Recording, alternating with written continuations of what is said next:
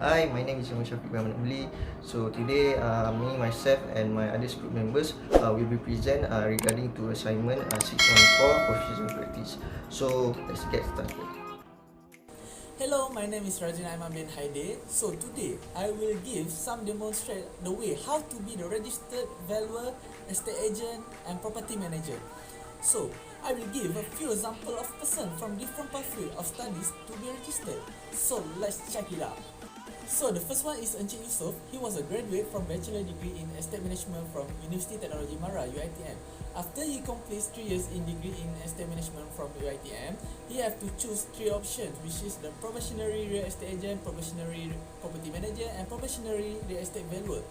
And then after that, he need to pass the test of professional competence. For real estate agents, if he have a diploma, he have to working for 2 years under supervision of registered real estate agent. While if he from degree, he have to working like for 1 year experience under supervision of registered real estate agent. However, for real estate valuer and property manager, if he have a diploma and degree, he have to working like 2 years under supervision of registered real estate valuer. And then after that, he can be qualified for registered of estate agents, property manager and valuer. Okay, for the second one is Cik Zuraida. She was a graduate from a bachelor degree in economics from University of Western Australia. As we know, A-level degrees was not recognized by the board, so she need to take the professional exam by the board. And there's a two part, which is the part 1 is a written examination and part 2 is a practical training and oral examination.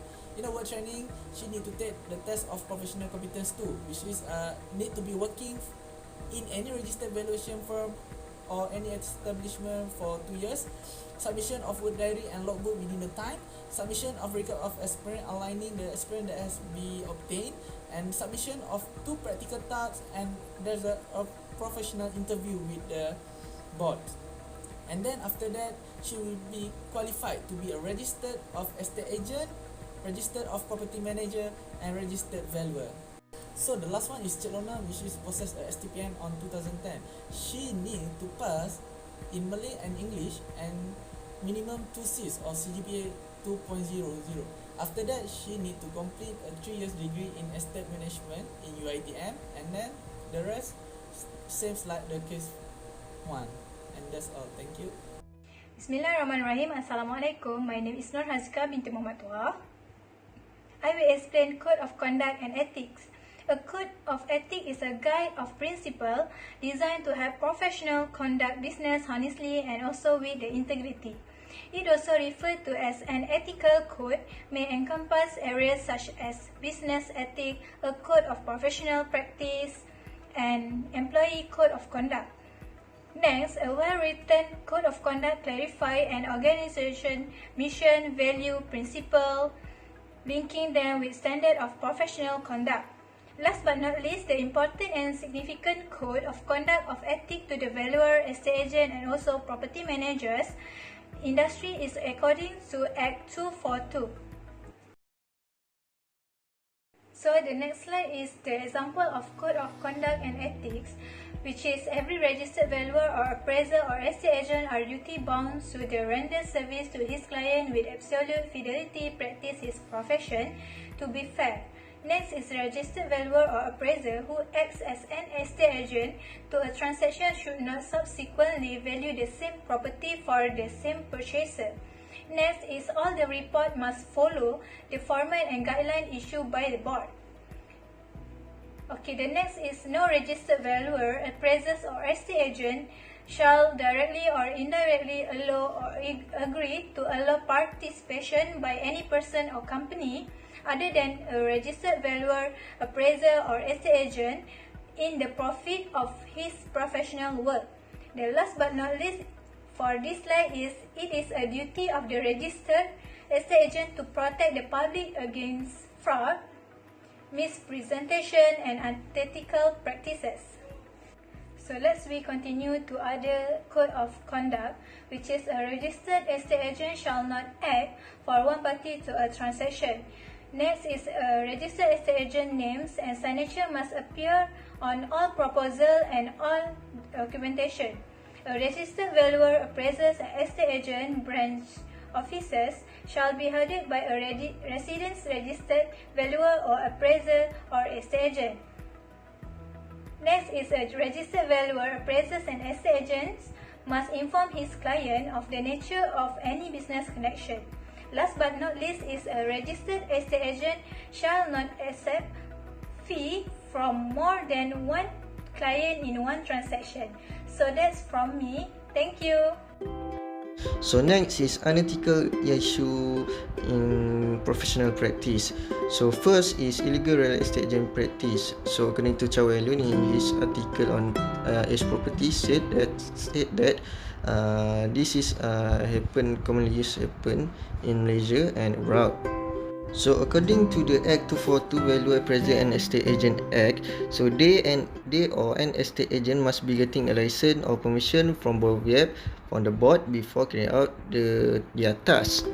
Estate agency commonly practice. As a result, buyer will lose their trust and confidence to the other registered agent that have been legally registered with the board. So hence, this will disturb the agent that registered with the board to get a close deal and prospect buyer. Asia, real estate agent that want to be practiced on field must be registered first with the board. So therefore, recent amendment to Act 242, which is Section 30, stated that any person that act as an estate agent, whether the premise or principal object of his business is estate agency or impersonate a licensed as estate agent, is breaking the law.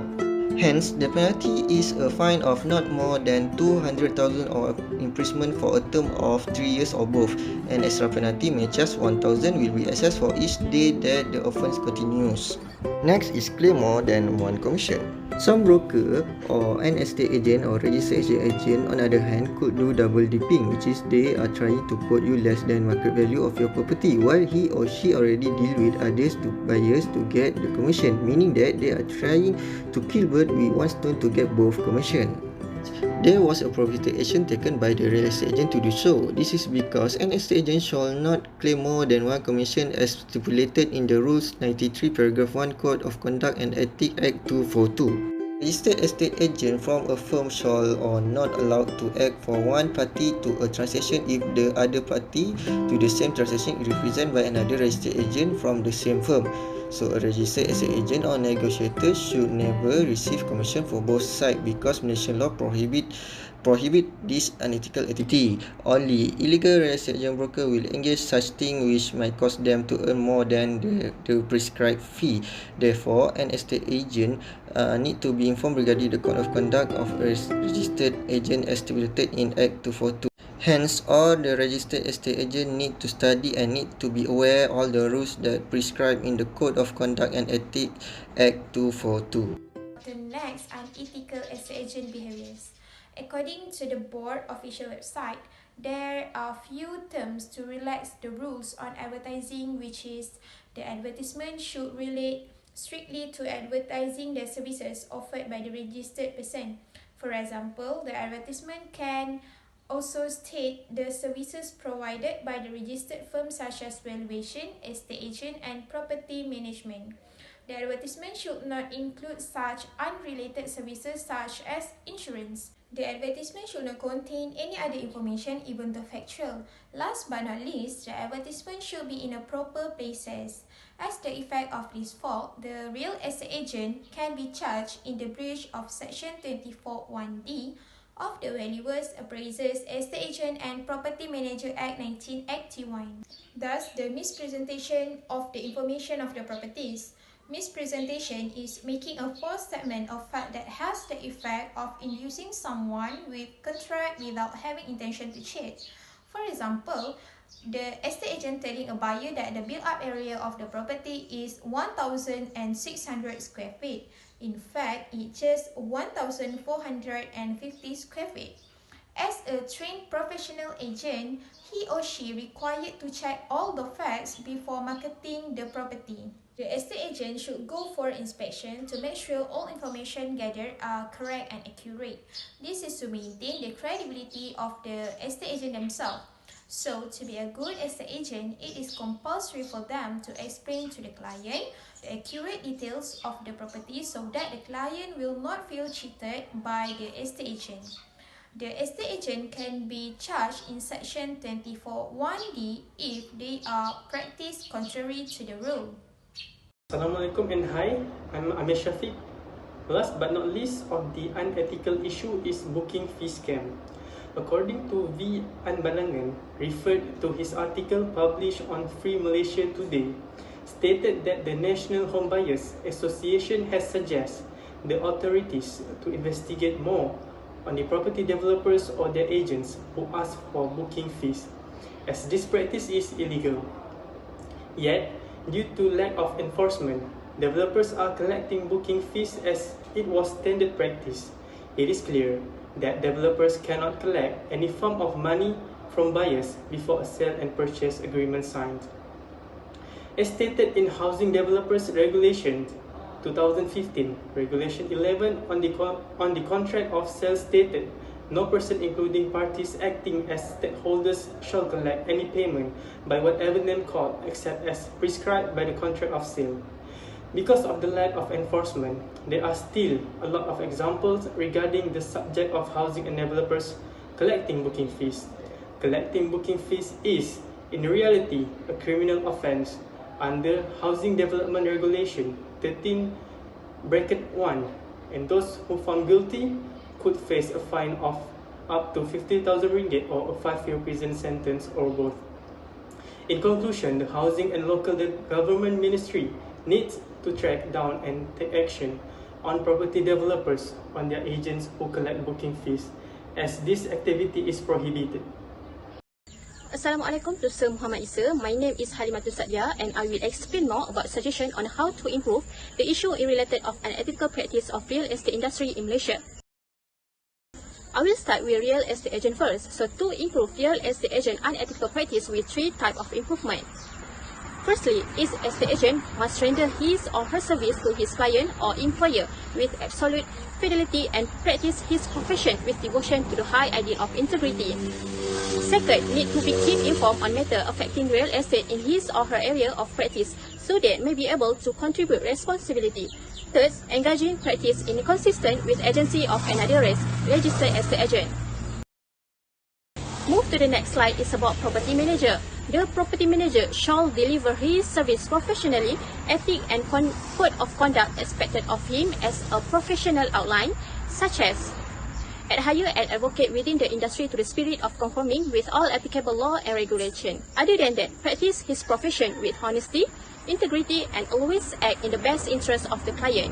Next, need to keep improve knowledge and skill with every standard, directive, guideline and decision of the board.